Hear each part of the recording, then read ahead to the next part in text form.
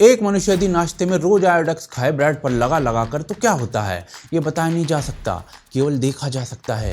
रवीश कुमार को देखिए, रोज सुबह नाश्ते के बाद मिसाइल दाग रहे हैं। लक्ष्य है आज अडानी, कल मोदी और बाकी समय गोदी। अडानी पर नए नफरती बयान को देखकर ऐसा लगा कि रवीश जी में केजरीवाल जी घुस गए हैं। ऐसा क्या बोला है भाई ने? अरे सब्र करो, हिल जाओगे भाई का कॉन्फिडेंस देखकर। चलो शुरू करते हैं, देखते रहिए आज की ताज़ा खबर।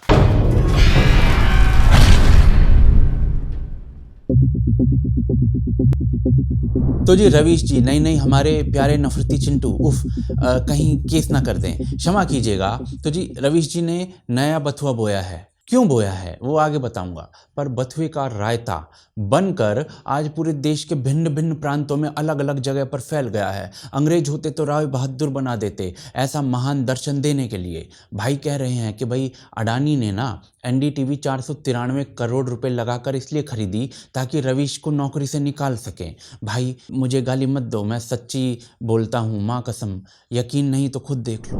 जब अगस्त में ये खबर आती है कि अडानी ग्रुप एनडीटीवी का टेक ओवर करने वाला है, उसी वक्त मेरे मन में ये साफ हो गया था कि जब इतने वर्षों से आप मुझे बॉट ओवर नहीं कर सके तो अब टेक ओवर का रास्ता निकाला गया है।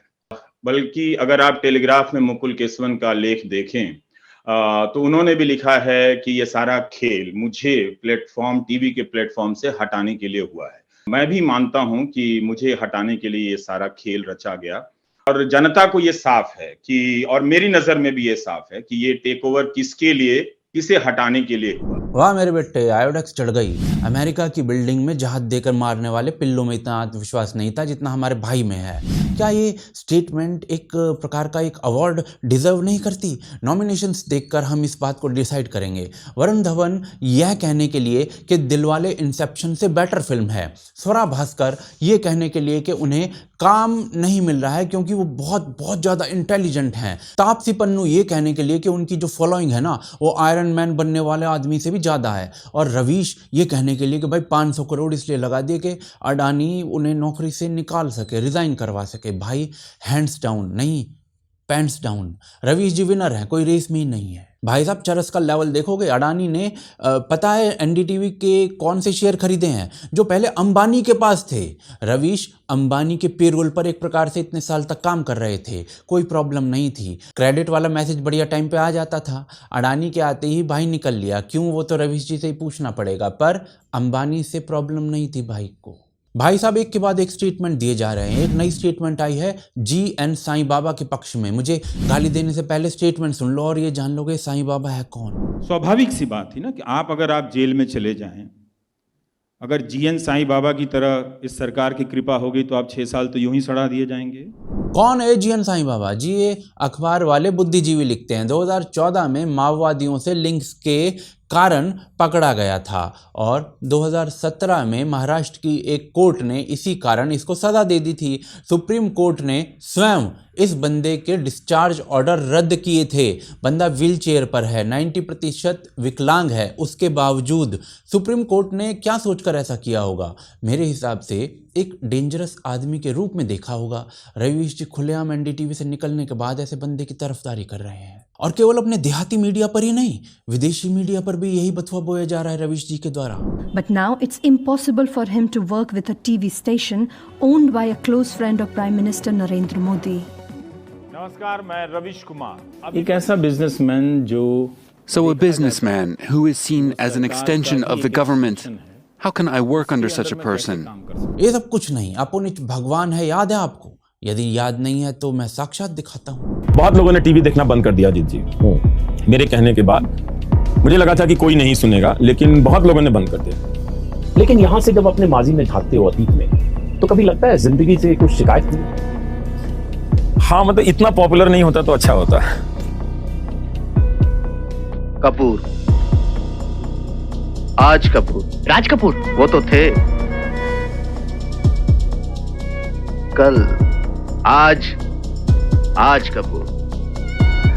वैसे लोग मुझे नहीं जानते, मैंने जिन लोगों को बनाया लोग उन्हें जानते हैं। अब रवीश जी कह रहे हैं तो भाई मानना ही पड़ेगा, वही कुछ भी हो सकता है इस देश में। 9वीं फेल तो सीएम बनने के चक्कर में है, ये भी सह लेंगे हम तो भाई। पर गजब ये है कि नौकरी छोड़ने के बाद भी भाई की अंतिम सुई वहीं गोदी मीडिया पर ही अटकी पड़ी है। गोदी मीडिया के स्टूडियो से एंकर जिस तरह हुंकारे भरता है, उसी तरह की भाषा जनता के एक बड़े तबके में उसकी स्वीकार्यता बढ़ती है और उसी तरह से वो बोलने लग जाती है। और भाई ने पहली बार तो ये सब बोला नहीं है। गोदी मीडिया के सहारे करोड़ों लोग इतिहास की दैनिक पढ़ाई कर रहे हैं। तो चलिए देखते हैं अब जरा कि भाई किसकी गोदी में है। तो ये गोदी मीडिया ने बड़ा खून पी रखा है। रवीश जी को छोड़कर सब गोदी मीडिया हैं, ये बात आधी सच है। कैसे? तो जी रवीश जी को छोड़कर ये झूठ है और सब गोदी मीडिया है, ये सच है। अंतर बस इतना है कि कौन किसकी गोदी में बैठा है। एंकर बेसिकली उसकी गोदी में बैठता है जिसकी गोदी में चैनल बैठा होता है। रवीश जी कैसे गोदी मीडिया हैं और एनडीटीवी किसकी गोदी में था, ये देखने का प्रयास करते हैं। महिलाओं पर यौन हिंसा, इससे क्रूर अपराध कदाचित कम ही होते हैं। क्या महिलाओं पर यौन हिंसा का कोई धर्म होता है? नहीं, उसकी केवल जाति होती है। आफताब अमीन पूनावाला का कोई एक चेहरा नहीं हो सकता। बहुत सारे आफताब अमीन पूनावाला बाप, भाई, दोस्त, प्रेमी, पति बनकर लड़कियों की हत्या कर रहे हैं। इसे धर्म के एंगल से मत देखिए। आरोपी संजीव, रवि, लवकुश और राजकुमार 4 लोग आए और पीड़िता को दबोच लिया। सवर्ण जाति के इन चारों लोगों के दिमाग में ऐसा करते समय क्या गुजरा होगा, यह जानना जरूरी है। क्या जाति के कारण उन्हें यह अहंकार मिला कि किसी के साथ कुछ भी कर सकते हैं, या पुरुष होने के हाथ में बंदूक थामने वाला या तो कोई लाल टी शर्ट वाला होता या राम गोपाल होता, वो शाहरुख नहीं हो सकता। लेकिन हमारे सहयोगी मुकेश ने बताया कि पुलिस वाले को गोली नहीं लगी, इस बंदूक वाले ने पुलिस वाले को छोड़ दिया। लेकिन दूसरी तरफ गोली चलाते हुए यह नौजवान इस तस्वीर में साफ साफ दिख रहा है। इस स्टिल तस्वीर में उसका चेहरा बिल्कुल साफ दिखता है। यह साफ नहीं है कि इस लाल टी शर्ट वाले ने कितनी गोलियां चलाई। आप अपने नेताओं से आग्रह करें कि भाषा बदलें। उनकी भाषा राम भक्त जैसे युवकों को यह संकेत दे रही है, हौसला दे रही है कि गोली चलाना उनका अधिकार है। 5% जीडीपी ग्रोथ का मतलब जानते हो? ये मतलब समय के साथ बदलता रहता है। देखना चाहोगे? कहीं हम जरूरत से ज्यादा, यह भी एक महत्वपूर्ण बात है, दुखी या रोंदू तो नहीं हो रहे हैं अर्थव्यवस्था को लेकर, क्योंकि दुनिया की जो तमाम अर्थव्यवस्थाएं हैं वो बहुत कम है। दुनिया में बहुत कम देश हैं जो 5% के रफ्तार से भी बढ़ रहे हैं। भारत की अर्थव्यवस्था अच्छी स्थिति में नहीं है। इसे छिपाने की तमाम कोशिशों के बीच जीडीपी के आंकड़े ने जख्म को बाहर ला दिया। 5% की जीडीपी इस बात की पुष्टि करती है कि भारत की अर्थव्यवस्था मंदी की चपेट में आ चुकी है। कोरोना महाराष्ट्र में तेजी से फैले और पूरे भारत में तेजी से फैले, उसमें अंतर पता है आपको? यह वायरस जानलेवा नहीं है। ज्यादातर लोग इससे ठीक हो जाते हैं। जितने लोगों को वायरस हुआ है उसके अनुपात में देखें तो 2.3% से भी कम मौतें हुई हैं। जिस संख्या को कम बताते हैं वो संख्या जब बड़ी हो जाती है तो मार्केट में एक नया रेट आता है। डेथ रेट बताया जाने लगा कि दुनिया में कम है, लेकिन डेथ रेट के हिसाब से भी भारत में पिछले 6.5 महीने में 46,000 से अधिक लोग मर गए हैं कोरोना से। भारत में डर का माहौल है। जर्मनी में जो कैंप्स कभी खुले थे वो आज भारत में खुल चुके हैं। आपने नहीं देखे?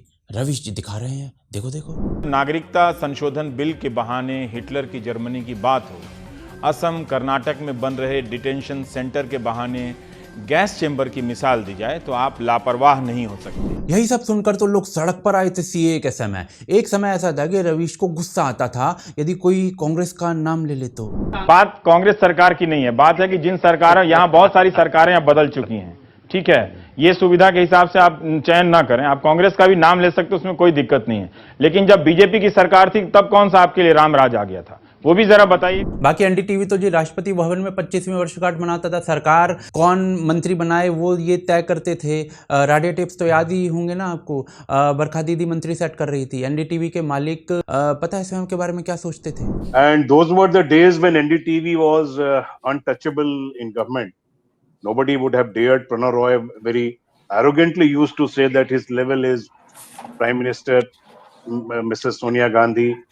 So maybe he can come down to a level of Mr. Chidambaram, but not below.